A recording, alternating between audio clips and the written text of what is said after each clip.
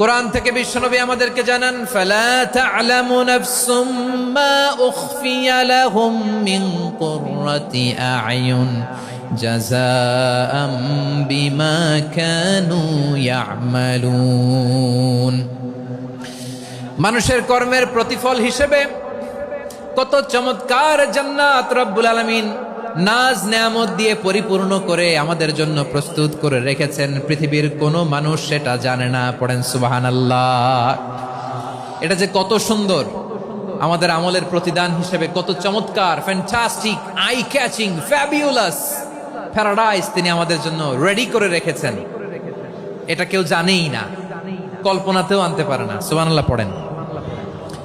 আবার হাদিসে কুদসিতে বিশ্বনবী ফরমান, রব্বুল আলামিন বলেন, আ'দাদতু লিইবাদিয়াস সালিহিন মা লা আইনুন রাআত ওয়ালা উযুনুন সামিআত ওয়ালা খাতারা আলা কলবি বাশার। আল্লাহ বলেন, আমার নেককার বান্দাদের জন্য এমন চমৎকার জান্নাত আমি রেডি করে রেখেছি, মা লা আইনুন রাআত, কোন চোখ সে জান্নাতকে দেখে নাই, ওয়ালা উযুনুন সামিআত, কোন কর্ণকুহর সেই জান্নাতের আওয়াজ শুনে নাই, ওয়ালা খাতারা আলা কলবি বাশার, মানুষ কল্পনাতেও জান্নাতের ছবি আঁকতে পারে না। সুবহানাল্লাহ, কল্পনাতেও ছবি আঁকতে পারে না। পৃথিবীর যত বিখ্যাত বিখ্যাত ডিজাইনাররা আছে সবাইকে একসাথে বসিয়ে যদি আমরা বলি, জান্নাতে যে চেয়ারের মধ্যে আমরা বসবো, এই চেয়ারের একটা ডিজাইন করেন তো, কোটি কোটি ডিজাইনকে একসাথে করা হলেও জান্নাতের একটা চেয়ারের ডিজাইন হবে? প্রিয় সিলেট, আওয়াজ করে বলো, জান্নাতের একটা চেয়ারের ডিজাইন তারা করতে পারবে না। কেমন জান্নাতে আমরা যাব?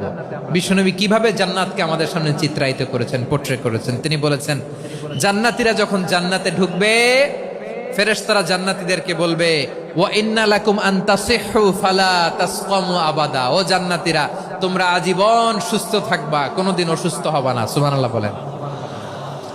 আচ্ছা, আজকের এই মাহফিলে যারা এসেছেন কোনোদিন অসুস্থ হন নাই, এরকম কে কে আছেন? হাত তোলেন তো দেখি।